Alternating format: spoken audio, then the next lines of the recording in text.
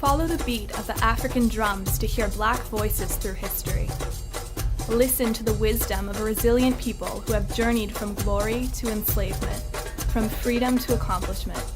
Reverend Peter Williams, Frederick Douglass, Queen Mother Asantewaa, Stokely Carmichael, also known as Kwame Ture, Dr. Martin Luther King Jr., Audre Lorde, and Kanye West.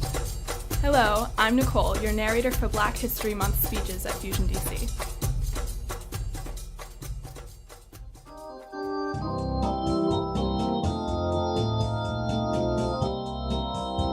The first step in banning slavery in the United States was the passage of the Abolition of the Slave Trade Act in 1808. Slavery still existed after the act was passed, but enslaved persons could no longer be brought to the United States. Activist Reverend Peter Williams celebrated passage of the act in his speech, an oration on abolition of the slave trade, given at his church in New York City. Sebastian speaks the joyous words of Reverend Peter Williams. Rejoice, all you descendants of Africans! No longer shall the United States of America nor the extensive colonies of Great Britain admit the degrading commerce of the human species. No longer shall they swell the tide of African misery by the importation of slaves. Rejoice, my brethren! This day announces the abolition of the slave trade. When the sun goes down, I'll be so glad when the sun goes down. When the sun goes down. Abolitionist and fiery orator Frederick Douglass escaped from slavery in Maryland. In his speech, West Indian Emancipation, delivered in New York in 1857, Douglass predicted the American Civil War when he spoke his most quoted words: "If there is no struggle, there is no progress." Ethan speaks from the most famous paragraphs written by Frederick Douglass. If there is no struggle, there is no progress. Those who profess to favor freedom and yet deprecate agitation are men who want crops without plowing up the ground. They want rain without thunder and lightning. They want the ocean without the roar of its many waters. Power conceives nothing without a demand. It never did, and it never will.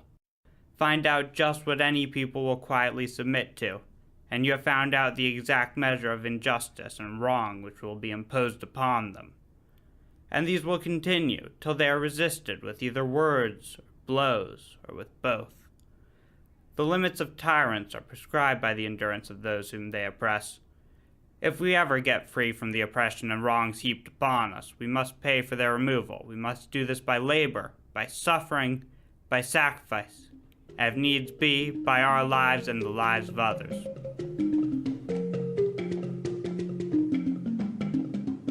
According to legend, a high priest gave the Ashanti people of Ghana a golden stool that embodied their spirit and served as a throne. British colonists imprisoned the Ashanti king in 1893 and claimed the golden stool for themselves. The Ashanti people went to war with the British over these transgressions in 1900. Ashanti Queen Mother Asantewaa militarily defended her lands and inspired other Ashanti women to join her. Amira speaks the fierce words of Queen Mother Asantewaa during the Golden Stool War. Now I see that some of you fear to go forward to fight for our king. In the brave days of Ose Tutu, Okomfo and Opoku Ware, chiefs would not sit down to see their king to be taken away without firing a shot. No European could have dared speak to chiefs of Ashanti in the way that the governor spoke to you this morning. Is it true that the bravery of Ashanti is no more? I cannot believe it. It cannot be. I must say this. If you, the men of Ashanti, will not go forward, then we will. We, the women, will. I shall call upon my fellow women. We will fight. We will fight till the last of us falls in battlefields. Say it loud.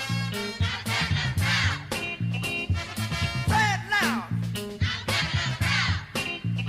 Known as the architect of the Black Power movement, Stokely Carmichael, also known as Kwame Ture, explained Black Power philosophy to students at the University of California at Berkeley in 1966, when he was chair of the Student Nonviolent Coordinating Committee, referred to as SNCC.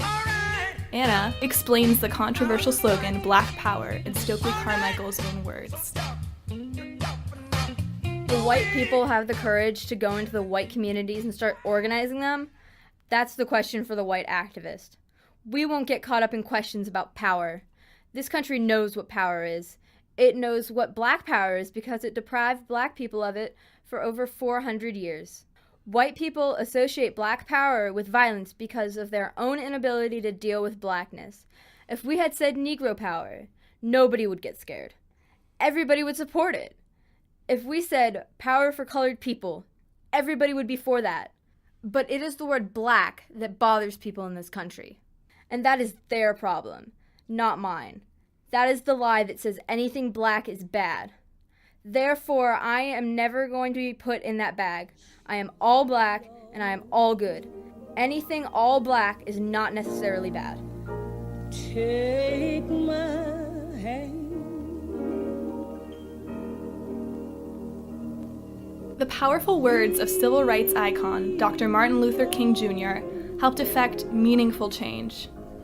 On April 3rd, 1968, King gave his final speech in Memphis, where he had gone to march with striking sanitation workers. King gave his "I have been to the mountaintop" speech just hours before he was assassinated. The fight for racial equality had expanded into a fight for economic equality. You will hear Dr. King on Black economic power, followed by Satchel.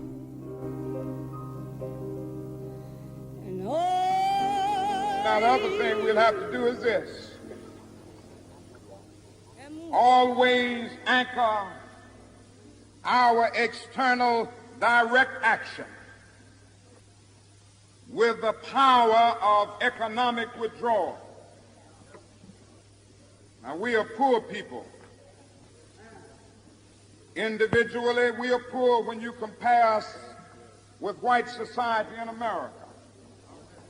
We are poor. Never stop. Forget that collectively, that means all of us together, collectively we are richer than all the nations in the world with the exception of 9. Did you ever think about that? After you leave the United States, Soviet Russia, Great Britain, West Germany, France, and I can name the others, the American Negro collectively is richer than most nations of the world. We have an annual income of more than $30 billion a year, which is more than all of the exports of the United States and more than the national budget of Canada. Did you know that? That's power right there, if we know how to pull it. You believe in freedom. Feminist Audre Lorde addressed the National Women's Studies Association conference in Storrs, Connecticut in 1981. Lorde believed that women are powerful and dangerous. She was an advocate of women using their anger to speak out for their own protection. In Lorde's speech, Women Responding to Racism, she calls on women to channel their anger to bring about radical change. Madison speaks the revolutionary words of Audre Lorde.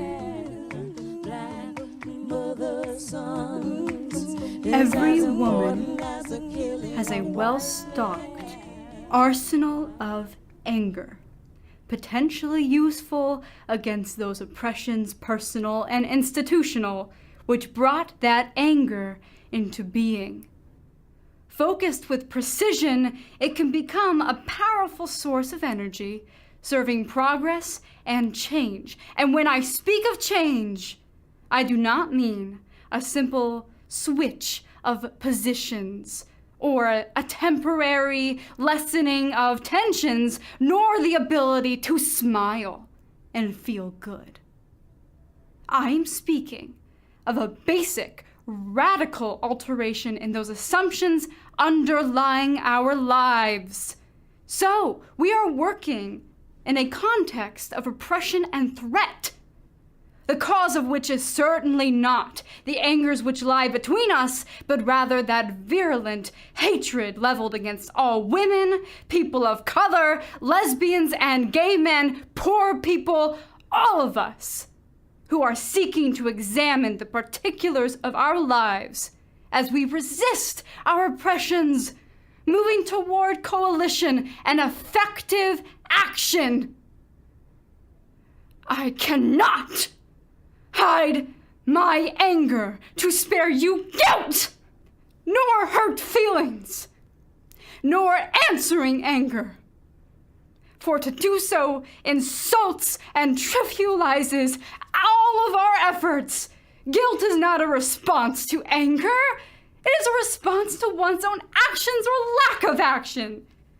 If it leads to change, then it can be useful, since it is then no longer guilt, but the beginning of knowledge. Yet, all too often, guilt is just another name for ignorance. For defensive destruction of communication, it becomes a device to protect ignorance and the continuation of things the way they are. The ultimate protection for changelessness. Recording artist, style icon, and future politician Kanye West delivered his Video Vanguard Awards speech at MTV's 2015 Video Music Awards in Los Angeles. Both artistry and controversy accompanied Kanye on stage as he stressed belief in self and the new mindset of the millennial generation. Luca lets us in on Kanye's ideas and plans for 2020 in Kanye's own words. I don't know what's gonna happen tonight. I don't know what's gonna happen tomorrow. But all I can say to my fellow artists is to just worry about how you feel at the time. Just worry about how you feel. You know what I'm saying? I'm confident. I believe in myself. We are the millennials, bro. This is a new mentality. We're not gonna control our kids with these brands. We're not gonna teach low self-esteem and hate to our kids. We're gonna teach them that they can be something. We're gonna teach our kids that they can stand up for themselves. We're gonna teach our kids to believe in themselves. Straight up. If my grandmother was here right now, she would not let me back down. I don't know what I'm about to lose after this. It don't matter though, because it ain't about me. It's about ideas, bro. New ideas.